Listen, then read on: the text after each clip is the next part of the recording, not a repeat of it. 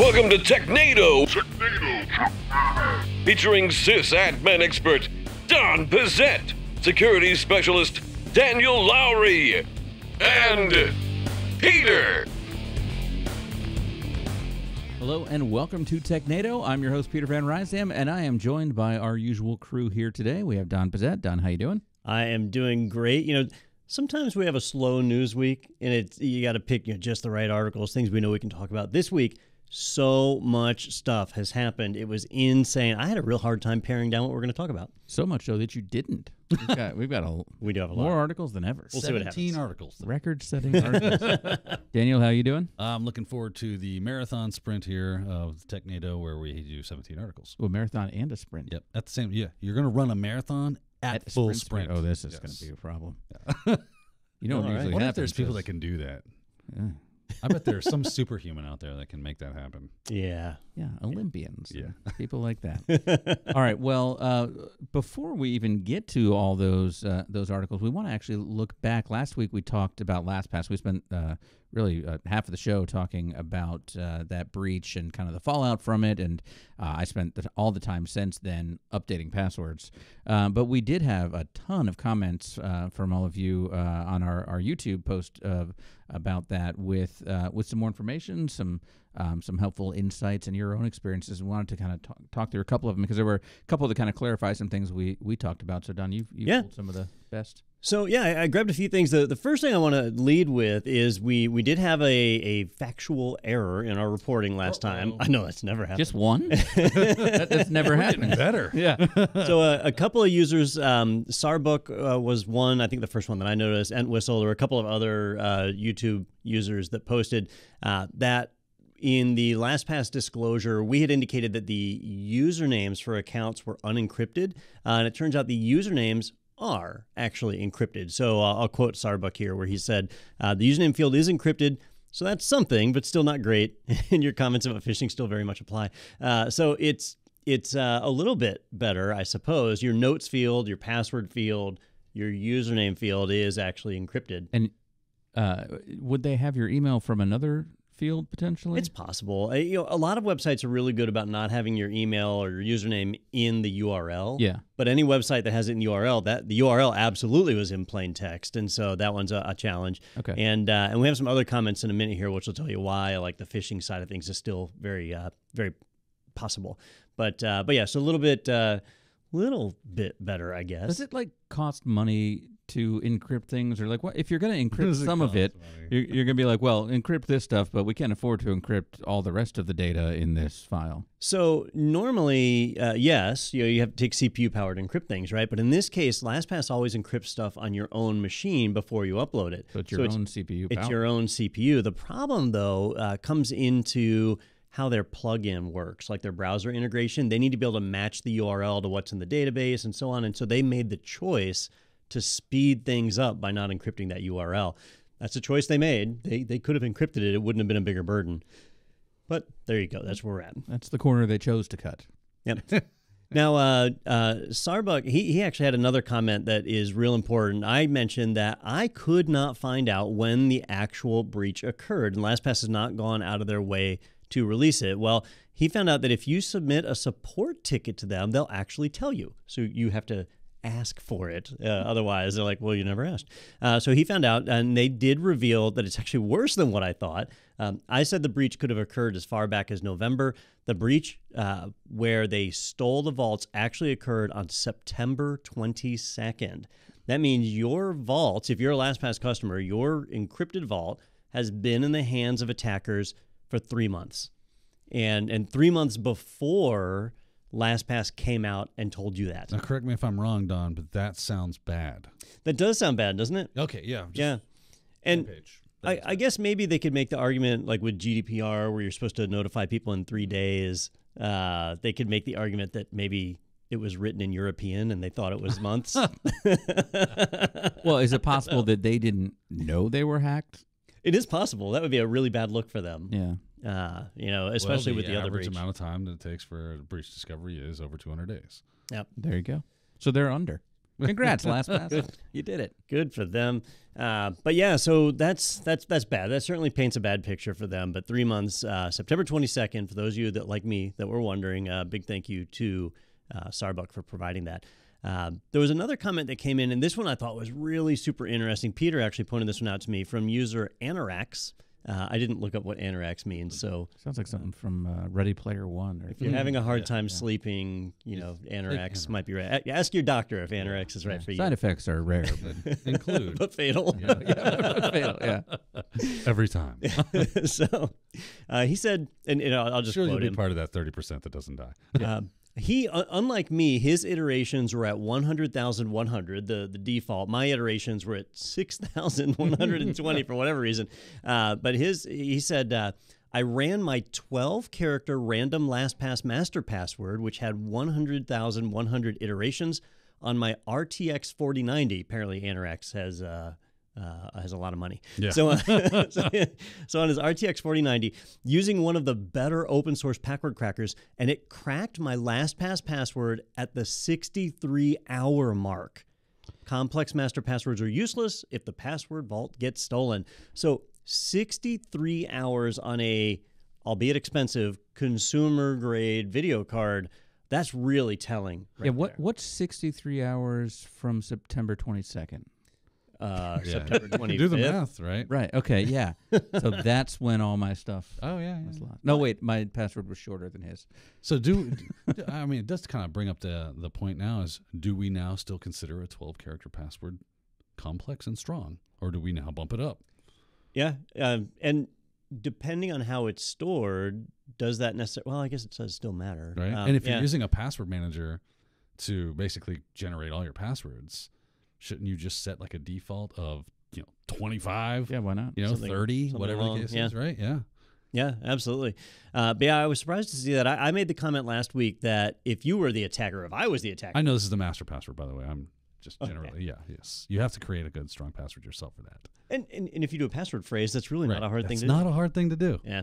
But I made the comment that if I was the attacker and I had access to all these vaults, I'd be looking for the high-value vaults, right? Yes. If I could find President Biden in there, right, then that's who I'm going to go for. I'm going to look for the high-value targets. Or if there was a way to identify LastPass administrators, that kind of thing. Well, they probably did that 3 months ago. And so you fast forward to today, and that's when they're bored and just saying, here, I'll sell chunks of this on the dark web, and random people can try it. So even if you're a nobody like me, then you now become potentially vulnerable. So that's fun. Yeah, that's a good time. Sad day. And I need to get an RTX 4090 apparently. I wonder if I can make that a business expense. Yeah. I needed it to benchmark. Hey, listen, we do password cracking shows here at IT Pro. What does something like that run? That's just the graphics card, Just right? That's just the graphics card. What does that run? So you run, you might talking about money-wise or? Yeah. Oh, what are they running now? A 4090 I think creeps up close to $2,000. Yeah. That's the 4080 is $1,500. What's the one I posted the article about that hackers were making it cheaper now? I think that was the 4080. Oh, okay. So this one's even better. In my computer at home, I have a RTX 2060, so I'm a couple of generations behind. Apparently, I need to step up my game here. So if I'm the hacker, if I've stolen your passwords, don't worry, you got more time. Yeah. It's still running. Yourself in the eye, Don, with that know. garbage in your machine. Embarrassing. It might be time to upgrade. Yeah. It just runs fine. Yeah.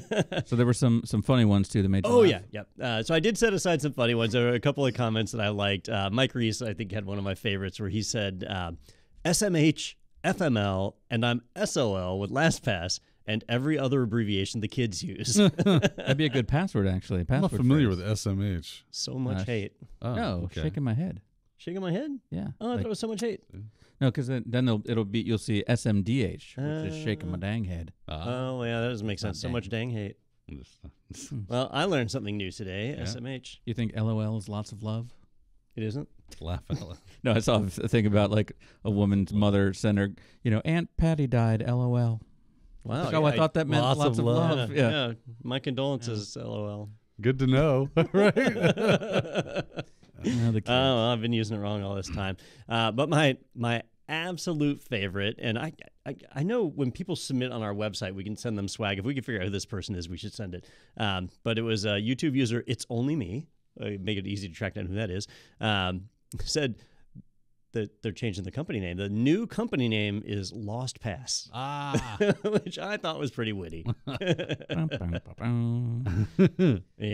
have the soundboard anymore, but yeah. So thank you for all of your feedback and educating us and each other on what's happened, and obviously it's something that we'll continue to stay on top of as new details do emerge. So yeah, that was a fun discussion.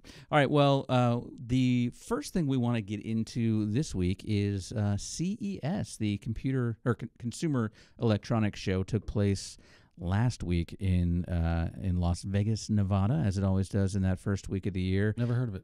Yeah, it's a thing.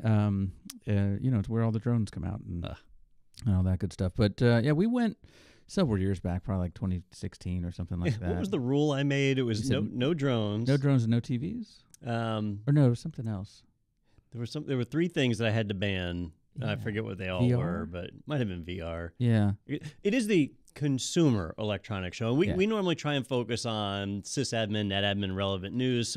But there are some devices that come out of CES each year that are a little more relevant to what we do as IT people. Yeah, because all the laptop manufacturers come out with stuff, and so yes, they're for consumers, but they're also for business use. So you'll see a lot of that stuff. But yeah, a lot of technology, gets its first debut there. One of the biggest things that was released this year at CES was COVID. From what I read, I actually read an article this morning, and it was like, yeah, there was a breakout. So that's fun. So if your friends went to CES, or they should go to CVS. They should go to CES, right across the street. Yeah, it's right by there. But let's take a look at these articles. We'll kind of jump through these. The first one is from TheVerge.com. Asus debuts an impressive glasses-free 3D display on its new Vivobook Pro. And I remember that was the knock on 3D TVs a lot, was that, well, you've got to get these glasses. So, if you invite a bunch of people over, you got to have enough and all that. But first of all, why are we doing 3D on a computer? But second of all, how are they doing that without glasses? Yeah, so this technology is not new. I don't know if you guys remember the Nintendo 3DS. Yeah, the little handheld? Oh, yeah. Super cool device. So it had glasses-free 3D, and it's not like full-blown, you're watching Avatar in a theater. But it's actually really cool. Like, it looks really good. Yeah, it just it gives does you work. some depth, Yeah. basically. Yep. Yeah. It's apparently terrible for children. If your eyes are still developing, it's supposed to be really bad for them. But for adults, your eyes are already bad, so it doesn't matter. But it's an interesting idea. You're absolutely right. Most people shunned 3D TVs because they didn't want glasses. If you had 5 people over watching TV, you'd have 5 sets of glasses, and that's not realistic. But on a single user device like the Nintendo handheld, or in this case, a laptop, it's a single user, a single point of focus, and so they can actually implement this.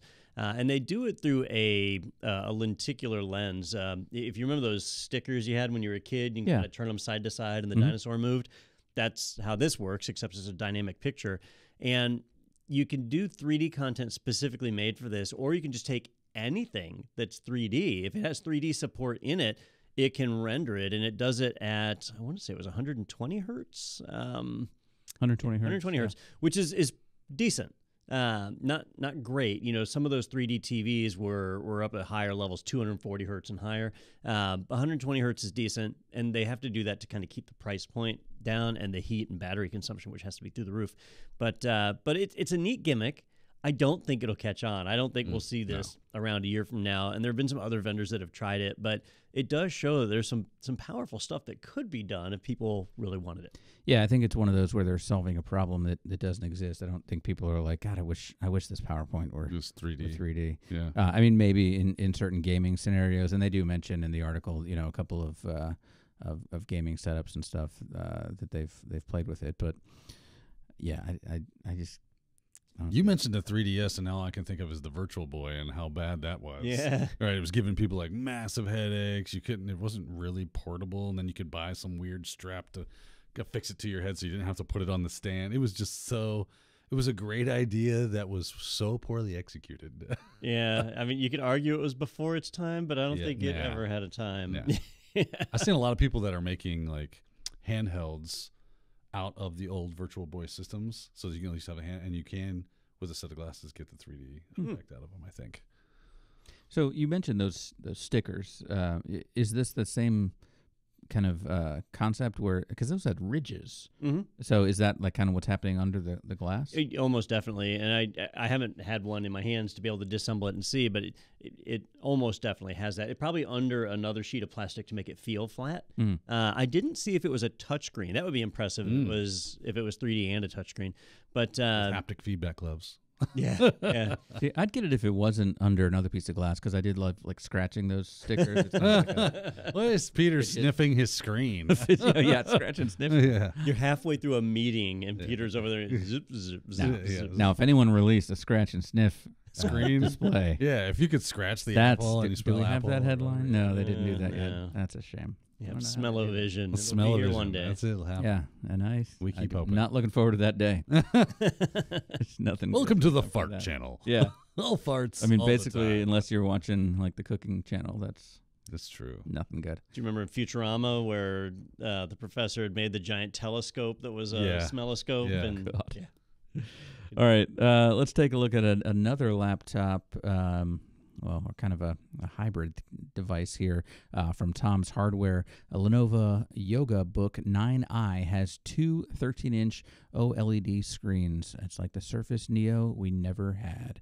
And the photo they have here, it looks really cool because I'm used to kind of seeing the Yoga in tent mode, but they're showing it as like kind of just laying it flat and putting both monitors up and then a keyboard at the bottom, which gives you, dual monitor on a laptop, which is kind of a cool way to configure it. yeah, it's strange. And for our listeners who don't get to see the pictures, it's a dual monitor laptop, but imagine the dual monitors not side by side horizontally like you'd expect, but vertical, one stacked on top of the other. If you were to take a normal laptop, you'd have a screen up at the top, and then on the bottom, you've got your keyboard and touchpad, right? They've effectively replaced the keyboard and touchpad with another screen. So that other screen can be used as a touch keyboard, but I think we all know that sucks, right? Yes. Touch keyboards are terrible. The touchpad goes away because it's a touch screen, so you can just tap with your finger. You don't need a touchpad anymore. And so we've seen other vendors do that. I think Asus did that a year or two ago. But where they've gone a step further is they've added a physical keyboard as like a third panel that's basically half the size of one of the screens. And you can set it up where the keyboard is flat on the table, but then you've got a 13-inch screen standing up like normal and a 13-inch screen above that, giving you like a really tall vertical view. Which How does that not tip over? There's got to be something there's a behind special it. stand. Okay. Yeah, I was gonna say, I think it's not something you take on the road. it might not have been Tom's Hardware. One of the That sites right had a there? picture of the stand. That's a small stand, but yeah, there is a stand for it Okay. that makes it able to do that. Yeah, you have to keep your hands on it at all times. Oh, is this it here? Is it that thing? I don't. That doesn't look no. tall enough, but maybe it's little hard to tell in the triangle thing. pictures. But yeah, it's a neat idea. I've seen some of these where the screen is on the bottom, and I've always just kind of shoot them off because I knew touch keyboards are a nightmare. What they need to do is 3 screens. So you've got the screen on the front and the screen on the bottom in case you want to just watch something big and use it in tablet mode, and then you flip it over and there's a screen with a keyboard. So you could use it that way too. It's all screens. All screens all the time. Yeah. I want to be able to pull screens out of the sides, Those- the top. Yeah. I want like arms that articulate out, and then I can attach more screens. Right, I want exactly. like 17 screens. Yeah. It's like Each 17 key vertical. on the keyboard Yeah, is a screen. Is a screen. Individually. That would work. It's its own screen. One day we're going to get to where this will be down the road, right? Yeah. Where basically you get these eye implants that are like the fly, where it's Oh, you got 1,000 different screens Yeah. in your eyeball. Yeah. Yeah. Like exhibit. I heard you like screens. Put screens on your screens. We will get there one day. Fantastic. We keep Well, hoping. Lenovo was not done there, according to the good people at They Ars flexed Technica. again? They did. The Lenovo Tab Extreme takes on the iPad Pro, complete with Magic Keyboard Clone, and this tablet really does look like an iPad Pro in the way it's kind of configured there. But is this running Android or Microsoft? The tablet? So it has a Snapdragon processor in it, which means it's capable of running Android or Windows, but it does ship with Android. Okay. So they've designed it specifically for Android. And it's got the Lenovo Precision Pen 3 with it. So it's interesting. Android tablets have been in a really weird spot for a long time. Asus did a really good job years ago with the Asus Transformer tablet. And then Google had their Pixel tablet for a while, or Pixel C, I think is what it was called, or something like that. And then after that, Google just kind of abandoned tablets. And for the last 5 years, Samsung has been putting out some various tablets, but nobody's really stepped in and created a good Android tablet. Well, yeah, Amazon's had like the Kindle Fire, but that's been like a super cheap, kind of like the kid tablet. And like it's you get them on fire sales and like $40. Exactly. Yeah. And it's a weird bastardized version of Android. I don't even know if it has the Play Store on it or not. It does I think not. it's I had to Amazon's hack own it store, to put it right? on there. Yeah. Yeah. I have one. I was like, $40? Why not? Yeah, let's see what this thing can do. Yeah. And that's actually, I can run some retro gaming on it. That was kind of fun. It's like N64 and some previous games. So that's why I hacked it and put the Google Play Store on it. Yeah. And threw Brave browser on there and a couple other apps that it's not supposed to have. And Take that, Amazon. You're not getting your ad money. That's right. Plus, I shut off all the ads. Oh, yeah. That's step one. I hacked it. Yeah. Because that's why it's $40. Right. Because it does. But you can turn ads that on the off. lock screen. Yeah. So in this case, though, it's pretty rare to see a high-end Android tablet. So if you're somebody who's been jonesing for one, here's an option for you. But to Peter's point, if you look at this in the marketing presentation they put out that has the tablet in horizontal mode stuck on a keyboard, it literally looks, almost identical to an iPad on the Magic Keyboard. It's obvious. They must have gotten an attorney to come in and design this to say, all right, how do we modify it just enough to not get sued? How much do we have to They change? found the lawyer unicorn that also knows like design. Yeah. So I remember when Samsung got sued years and years ago, Apple took them to court, and there was this funny moment in there where the judge is holding a Samsung tablet and an iPad side by side and asks Samsung's attorney to tell him which one is the Samsung tablet, and the attorney couldn't do it. Nice. Oh, wow. And I made fun of that attorney so much There's because an Apple on the back of it? Yeah. well, so the Had to be in a case, right? the iPad at the time had a very visible home button on the front, and the Samsung tablet didn't. So, like, it was very obvious. I could identify it. Well, I don't know that I could identify it with this one. If it was turned off. Does the Pro have a home or the button? It doesn't Not have anymore. a button anymore. No. Yeah.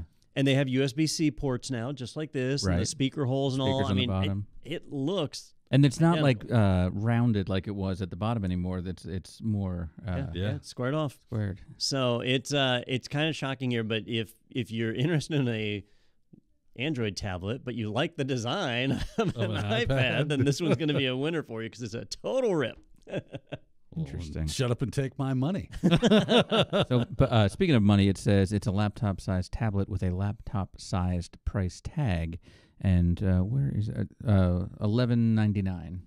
Well, I think that's about it's a 14.5-inch display, a little bit bigger than the iPad, and the iPad pricing is up pretty significant lately. Now the question is, does this come with the keyboard?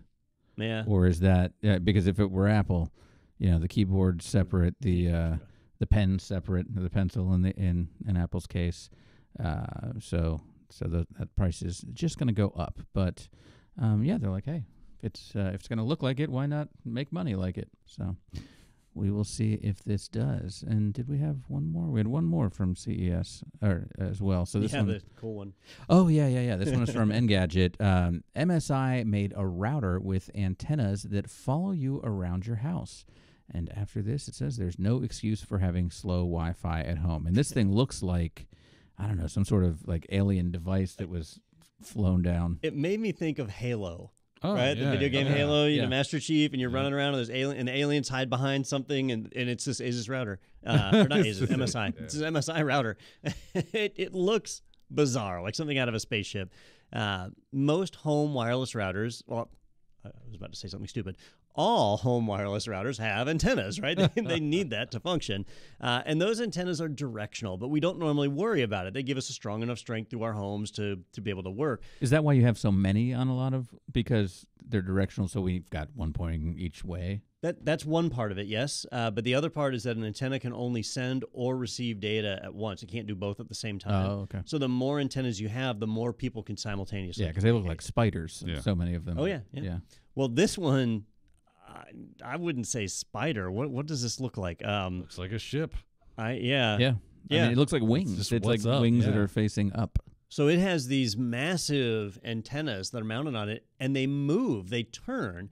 And so because it's got more than one antenna, it can triangulate the location, or at least the direction of devices on the network, and it can move the antennas to be pointing in the most optimal direction to service those devices. So it will literally follow you as you move around your home, ensuring that you get the strongest signal. It's a cool idea, but man, it's big. Like It's super. Yeah. You couldn't just stick this in a closet somewhere. It would need to be Outside. Yeah, on the roof. Yeah. But we're talking about what it looks like, but it does look cool. So if you had like, a tech look in your house and weren't married, you could probably, put it on the coffee table or something. This could go right next to your superhero statue collection. Yeah, exactly. And your PlayStation 5 collection of games. I mean, we're laughing when we're looking behind you. Too, That's a but- good point. I do have a giant Mega Man back there. The guy with 1, 2, 3, 4, 5 signed Star Trek pictures is making fun of people's superhero collection. Oh, the irony. Yeah. Yeah, so I bought the router. Yeah, it's right there. Yeah. No, actually, I don't think it's for sale. I do believe this is just a proof of concept. I don't know that it'll ever go to market, but it's Stole the cool. prototype. Is this a technology that you could see being used in other applications? That kind of follow me. Maybe. So I always worry about moving parts, right? To me, moving parts Wear out. equal increased, mean time between failure, MTBF. So I would be hesitant to put something in there like this. When you do a wireless access point, you want it to be set it and forget it. You install it in a ceiling and then you just ignore it. Yeah. This will likely have problems eventually, especially since it's likely constantly moving. Is that part of the second law of thermodynamics, where it's like all ordered systems are headed toward a state of decay? Well, Yeah. especially if you have a cat. Yes. Or a 2-year-old. Or a 2-year-old. Yeah. Yeah. Just all of a Yeah. sudden you hear a crash and it's not moving anymore. Yeah, you're like, oh, that wasn't expensive. It does look really cool. It would look great on the shelves behind us. So we might have to reach it at MSI. Yeah, but then we'd have to just be moving with the new constantly. 4090. Yeah. Yeah. Just bundle that. Maybe get some Yeah. money off. But I could see this in a different form, making it into commercial routers. Most commercial wireless access points have the antennas internal, right? Not external antennas. So if you look at we have like Meraki stuff here in the building. So the antennas are all inside of the case, but they could be moving inside of the case. Yeah. Now it's at least a closed system, which would be less likely to fail. Yeah, you don't need to see it, I guess. But in this case, that's the point, because it's a fun design. Yeah, it's Good neat. looking thing. I like it. All right. That was it that came out of CES. It was those 4 things. No, I'm sure there were a lot of TVs that roll into a ball and Yeah, VR headsets, TVs, lots of health tech stuff, urinalysis things. what's that? CES has actually become a showcase for intimacy devices. That's become a big thing there. Yeah. Oh, that's like its own section. Oh, yeah. There's a curtain. So Behind the velvet rope. we don't report on that stuff here on Technado. Beyond the That could be green fun. door. And that follows you as well somehow. That's crazy. No, I left you at home. It's like a Roomba, but way more invasive. Oh, man. All right. Well, with that, we should take a break. We've got a lot more news to get to, because that's just the CES stuff. We still have the regular stuff coming up right after this here on Technado. Welcome to IT Pro TV, an e-learning company with thousands of hours of engaging video training for IT professionals with fresh content added daily. What makes IT Pro TV stand out? It all starts with our edutainers, who create better than classroom experiences for training you'll look forward to watching. So an edutainer is someone who takes a topic, an educational topic, and makes it more fun, enjoyable. My vision for IT Pro TV was to make the product that I wish I had when I got started. The dashboard is great because you can actually pick up right where you left off. You can also end up seeing new courses that are available to you, and with a membership, you have access to a variety of study tools. Follow along with virtual labs and test your skills with practice tests. And unlike traditional training, you aren't handcuffed to your desk. Sure, you can watch from there or from your couch with Apple TV and Roku apps, or from anywhere with mobile apps. The training is even available for download.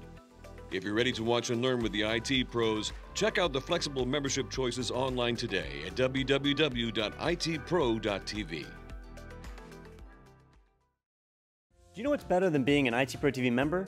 Being a member for free. Hi, I'm Don Pizzette, co-founder and edutainer here at IT Pro TV. Once you sign up for an IT Pro TV personal membership subscription, you'll automatically be part of our referral program. Then all you have to do is share your personal referral link and code with your friends and colleagues. Every time one signs up, you get money off your subscription. Sign up enough and your membership is free. That's right, access to all your favorite IT training, totally free. Kind of feels like stealing, doesn't it? Check out the link below to learn how to get your code and start sharing today. All right, welcome back to Technado, and we've wrapped up our CES coverage. We've covered LastPass again, and so it's time to get to some new stuff finally. And let's go ahead and take a look at our first article, which comes to us from slashdot.org. MacBook owners have 2 months to claim up to $395 over butterfly keyboard woes. And so this was a class action suit, right? That is wrapping up. Yeah, and once it reached class action status, it applied to everybody. So, like, I got wrapped up in this one because of numerous laptops that I had bought. Because you invented the butterfly. Oh, no. Okay. Because, there would be times, normally we order our company laptops through CDW or one of our resellers, wholesalers, whatever they're called. Yeah. But every now and then we need one in a hurry, and so I would just run down to Best Buy and buy it on a credit card and get it available that way. So I got the notice from them, and if you don't use Macs, you probably don't remember this, but if you used a Mac and you had a butterfly keyboard, you absolutely remember it because it's the worst keyboard ever included on a laptop ever. It made the keys have a really low profile, which looked cool. I mean, it looked neat. It was all flat, but if the tiniest grain of sand managed to get under a key, that was it. The key stopped working. Dander. Yeah. Would do, yeah. Yep. Wow. And so some people, I don't know, Peter, did you have one? I don't think I did. I did. I had one. You did? Did you have any keys get stuck? How many? Just one. Just one. Okay. And then I just bashed on it until it broke whatever's underneath there. And then Oh, you fixed it yourself? You smashed the Right. sand. Yeah. Well, I had one that lost a key and had to send it in to get it repaired. Yeah. There was another employee who had one that had to go back twice because of it. Ultimately, had 3 keys get affected. And so in the settlement that was set up for this, Apple they settled. So it's not like they admitted guilt or whatever. No wrong. We just want this to go away. They basically created a $50 million fund to refund people for their inconvenience. Now, they covered the butterfly keyboard under warranty, so it's not like people had a financial loss here, but there was time and inconvenience, and it was inconvenient. This was form over function. Yeah, let me ask you this, because I heard Anthony Sequeira, friend of the show, talking with Ronnie Wong about this the other day, and I heard something that I know now to be false that Anthony said. So I want to confirm the second part, because he said, you can get up to $2,000 back for your thing, which this says no, not true. That's not true. Yep, fake news. But he said it only applies to people who took their laptop in at some point to an authorized Apple service center. That is true. That is true. That is true. Yep. And if you didn't complain about it, you had the Apple keyboard, you said, "Hey, I'm fine." Then you're or took it to someone that was not a certified Apple. And you get no recourse. Okay. Yep. And I'm trying to find it on their website. So I got the email from the settlements holder, and it has the information in there. On the website, I'm not finding it. They actually have a website set up for this, keyboardsettlement.com.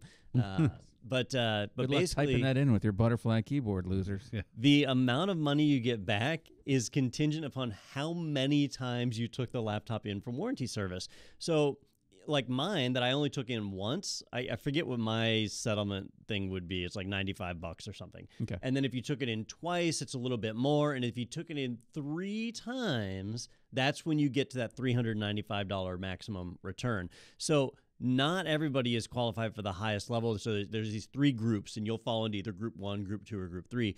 Since I purchased multiple laptops, I actually fall into Group 1 and Group 2. Okay. But I don't, like none of ours made it to Group 3. We didn't have any laptops go back 3 times. Gotcha. So I don't know how many people will fall into there. Yeah, but it's funny because Ronnie was saying, I'm not going to even worry about it. And Anthony was saying, well, I will fill out the paperwork for you for a cut. So now I'm curious if he's going to still do that when he finds Yeah. it's only essentially $95. What do you think if Anthony went to prison? What would his job be? In- Right? Like, I feel like his he's the official guy's job, like, or so the- you need like a dozen eggs? He's I'll the- get them. yeah, he's Scrounger. yeah. He's red. From, Yeah, exactly. If Shawshank. you need something, he'll find it for you. I always think of was it Peterson in Green Berets? Oh, He was Yes, the scrounger. yes. Like you need 100 sheets of when's the corrugated last time steel. you saw that movie? You probably watched it recently. I have watched it Yeah. recently. I watch it probably every other year. Oh yeah, so it's a good. It's just one that one. kind of fell off my Yeah, radar. around I gotta Christmas, rewatch that. sure. Yeah. But I kind of fall in Ronnie's camp on this one. It's really not worth it. I don't like participating in class action suits because it's usually just a way for attorneys to get money. Yeah. Not participating doesn't do any favors there, right? Because it's not like the extra money disappears. It just goes back just to give it to the lawyers. yeah. But the reason we wanted to mention it here on the show is that if you are going to participate in this, there is a deadline. The deadline is February 10th. If you do not submit paperwork for it by February 10th, you will automatically exclude yourself. So that is less than a month from now. So you've got 4.5 weeks to fill out that paperwork if you want to get that settlement. Now, if I still have one of those computers lying around and I take it in now and then take it in again next week, am I getting myself up to the next tier? No, unfortunately, they cut it off in 2019. And I'm going on eBay buying up old yeah. butterfly keyboards. Apple did stop selling the butterfly keyboards, and so that's where they terminated it. And so it's a small window of time, 2015 through 2019. Gotcha. All right. Oh well, I tried. Anything to get a part of Valiant that effort. $50 million pot. All right, well, let's move on to our next article, which is actually from Amazon's own blog at aws.amazon.com. Amazon S3 encrypts new objects by default. That's nice of them. Are these objects that I would want them to encrypt, like my LastPass username and password? If you store it in an S3 bucket. S3 buckets have been a target of attackers for a long time. Yes. I think a couple of times a year we'll report on such and such company gets breached because they have a non-secured S3 bucket. Yeah, I don't know what the words mean, but when you guys say there's a breach, I'll ask, oh, was it an SQL injection or was it an open S3 bucket? I Yeah. don't know what either means. Pretty but- common. Yeah. Yep. So you're certainly not wrong there. But in this case, it's Amazon taking steps to try and make those buckets more secure. So if you try and make a bucket public, non-secured, you get all sorts of warnings now versus way back in the day where they just defaulted to public. So that's a nice change. But also they've had support for encrypting objects in S3. It just wasn't on by default. Now it is. So if you go and create a brand new S3 bucket today and start dumping data in there, it's going to encrypt the data for you. Now, you might ask yourself, how does it do that automatically if I didn't set it up? And the reason is it's using their SSE3 technology, which stands for server-side encryption. Now, I want to bring that up here because this is important. Server-side encryption means this is not a unknown key. Amazon has your private key because they made it. They're making the key on their end. They're storing it. And so your data is encrypted, but you're not the only one that has access to it. Amazon employees would have access to it. Now, if an attacker were to steal Amazon equipment or Amazon improperly disposed of some equipment, As they do. I'm just kidding. I don't who know. knows, whether right? or Because not. it's completely opaque to us. Yeah, that's true. That we have to trust them. But in this case, it helps to alleviate that. But So if your S3 bucket was not encrypted, they would have access to that as well. oh, that's true. Yeah. I guess So we look this at it that way. data would then be encrypted. What's that data? It depends. My eyesight's not Oh, good enough to read the I'm metadata you've so got there. sorry. Daniel, for those of you who don't know, likes everything in a 6-point font. Or 6 pitch. What is it? Point? Yeah, point. I He think can it fit is. all the words on his But, computer. at once. yeah. So all this like stuff would be an encrypted. that's a really good question, Daniel, because that's metadata, right? Yeah. So the object name is just a key, so it's a Yeah. metadata tag. Yeah. The location, the bucket. I think that would still just be secured by their roles and permissions. So when they say they're encrypting the objects, I don't think that includes the metadata. I'll see if I can find that Yeah, out real that's quick while we're on the show. But I don't recall reading anything that said it was. Actually, the word metadata does not occur at all in Amazon's article. So I'm going to have to assume No. until proven later. But the object data itself, so the binary blob. That's what's all encrypted. Yep. Okay. Yeah, Good to know. That is what they are claiming. It's better than nothing, and it checks a box, right? If you ever had to fill out a privacy form that said, "Do you encrypt your data at rest?" You could check that here. Yeah, it's encrypted at rest. Nice. But if you really want it to be secure, you'd use a key that even Amazon didn't have, right? And their key management server lets you do that, where you can generate your own enterprise keys that Amazon doesn't have access to. So basically, they're encrypting your encrypted stuff. Yes. Double encrypt. That's the way to fly, right there. Double secret probation. Because in the past, while an S3 bucket was open by default, you could encrypt it, but you would do that on your own, where you'd have the key and Amazon wouldn't. Yeah, and if you did it that way, in order for somebody to access the data, you would have to have some mechanism to decrypt it to provide to the users. So you had complete control. If somebody got unauthorized access, they would have no way to view that data. Gotcha. Yep. So it's not perfect, but it's better than nothing. It's a good it's a good step. They're promoting the hell out of it, so we'll see this posted at a bunch of places. It's not as great as it could be, but better than nothing. All right. Well, I'm excited. I can tell. That's what's important. We'll have less breaches. We'll see. All right. Well, let's go ahead and take a look at our next article, which is going to show us this week who got pwned. Looks like you're about to get pwned. Fatality. Yeah! It was an open S3 bucket. No, this is different. This one is from nakedsecurity.sophos.com. I didn't know that. Oh, that's the name of their blog is called Naked Security. Okay. I was thinking like Hack Naked. All right. Circle CI, code building service, suffers total credential compromise. That's like the worst thing you could read. LastPass is like, thank God. Yeah. They were the ones hacking them to try to get that. Like, we've got this. Dude threw a compromised LastPass password. Son of a... So how did this happen, and what does this mean for users? All right. So this one is bad, and honestly, this is where I'm glad that I'm not a real journalist, because I don't think I'd be able to resist my headline, which would be Circle CI changes name to Circle CF because it's a total Charlie Foxtrot. But a total circle Charlie Foxtrot. There you go. That's even better. I didn't even think of that part. So yeah, all right. I got another career here somewhere. Yeah. A snarky headline writer. Yeah. I'll get a job with FARC or somebody like that. Say like The Onion. Vice. Except this stuff's Vice new, or this This is is real. Yeah. BuzzFeed. Right? Yeah. There you go. 10 things you didn't know about Circle CI. Sacramento Bee. So Circle CI, speaking of 10 things you didn't know, if you have no idea who Circle CI is, don't feel too bad. Raise my hand. So CI, the idea of continuous integration, continuous, is that when you develop software, you write the code, you have to compile the code for various platforms, and you may or may not have all those platforms available, right? So I might be writing an application that I intend to run on x86 or 64-bit Intel processors, but there's Dells and Lenovo's and all sorts of different vendors that are out there. There's AMD processors that are compatible. I don't know all the processors that are out there, especially in the ARM world where there's so many different variations of ARM. So what Circle CI does is you can write your code and upload it into their build system where they'll compile it for all of the different platforms and test it. And if there's an error in compilation, they'll return that back to you and let you know. But otherwise, if it passes, you've now built for all these platforms and you didn't have to own all that equipment yourself. It's a good service. That's something that really benefits developers and makes software available on more platforms than would normally be available. It's such a good service that a lot of people use it. And it has become a critical part of a developer's workflow, especially for small dev teams that just don't have the bandwidth to test all these devices.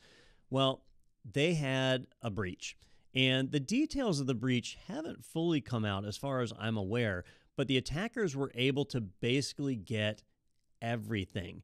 And the way the releases have been and the information that's come out indicates the attackers may well not have just gotten encrypted passwords, but actually have the access keys and other information needed to access the platform.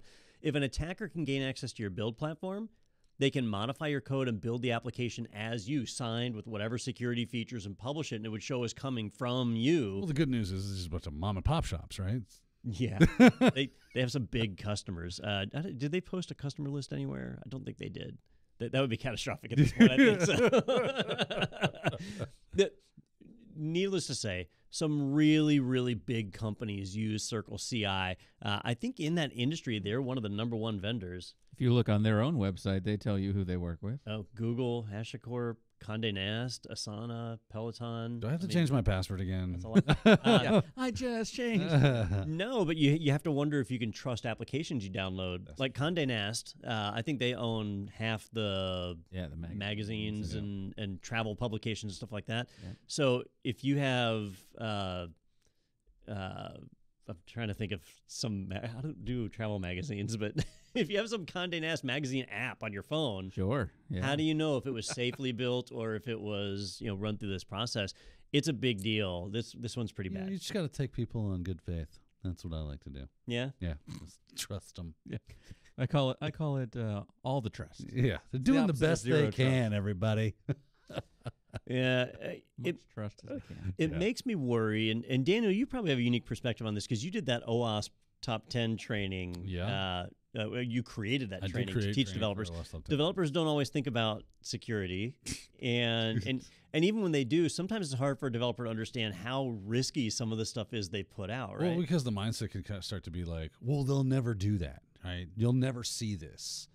And then it's like, oh, yeah, you can see this. They just didn't think about it being in that, that way. That's why people that do, bounty hunting or whatever, that look at projects, or if you're an ethical hacker for a corporation where your job is to kind of follow through from inception to development through integration, all the way to the end, is you're looking for those odd angles that the developers aren't thinking of.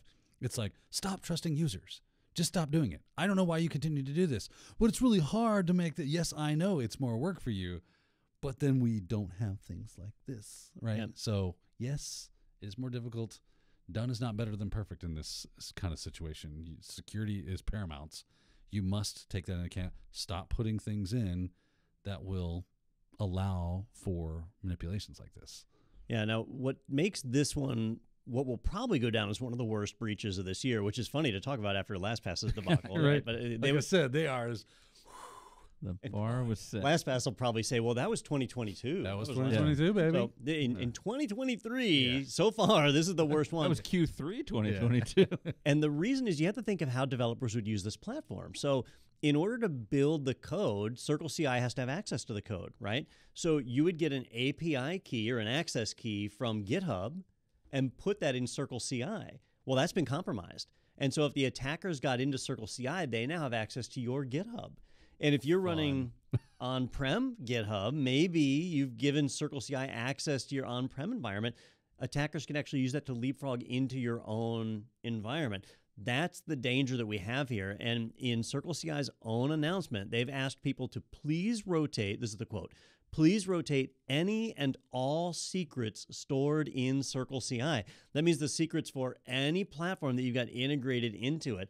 That's the danger of build platforms like these and how risky, like DevOps is risky business. And this really shows it.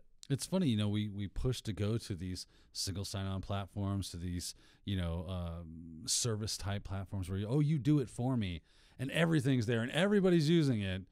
And I remember, I think I was talking about this with the LastPass. The first time I heard this kind of idea, I was like, it sounds great, but what happens if someone gets in?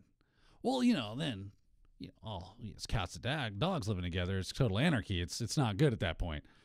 Okay, well, now we're starting to see that more often. Yep.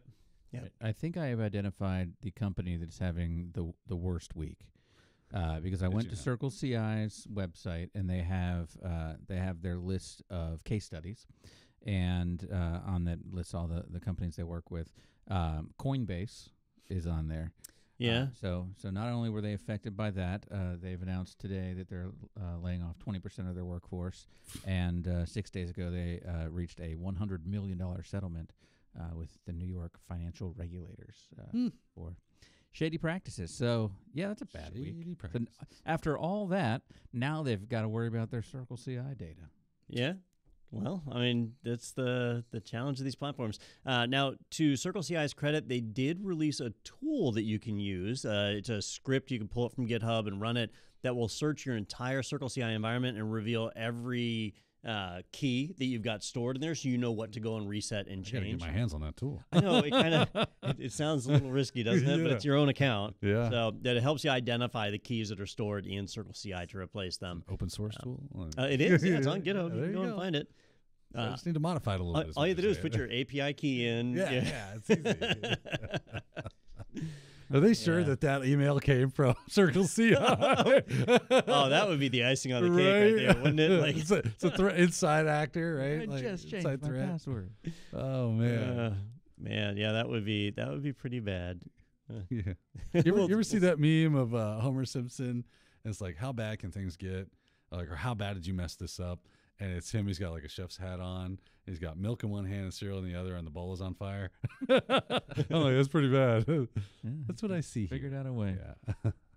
All right. Well, we've got a way that you might be able to avoid problems like this by learning from the best. And that's starting today, Thursday, January 12th, with our All Things Cybersecurity webinar with the one and only John Hammond joining Daniel Lowry. That's taking place at 2 p.m. Eastern Time, where you can ask all the questions that are on your mind and get the advice from those experts. And don't worry, if you're listening to this later, that will be archived, and you can check that out over at itpro.tv/webinars, where you can register for that and all of our other webinars. There's also another one coming up the following week, Thursday, January 19th, Kickoff 2023 in IT. It's a hot career option for a reason. That's with our own Wes Bryan and Anthony Sequeira as well. So check that one out, itpro.tv/webinars. And then head over to technado.com, and you can see all of our recent episodes. You can leave us some feedback. You can, what else can you do? You can buy some merch, and you can click the big orange button that says sponsored by IT Pro, and that's going to give you a coupon code for 30% off of your personal membership. And you can also request a team trial and get a demo and get the team in there and see what they think of IT Pro and the training there, and see how it works for you before you sign up. So always a good thing over at technado.com. All right, I mean, 2 weeks into 2023 and the breaches. Yeah. it's intimidating. Yeah. Is it just going to keep getting worse? It very well could. I mean, for our ratings, I hope so. Yeah. For my data, not so much. Yeah, So much. yeah. But, Not so much. yeah. Dangerous world out there. Yeah. Yeah. Two-factor. Stay Three-factor. classy. Yeah. Wear all the factors. Wear your rain boots. Yeah.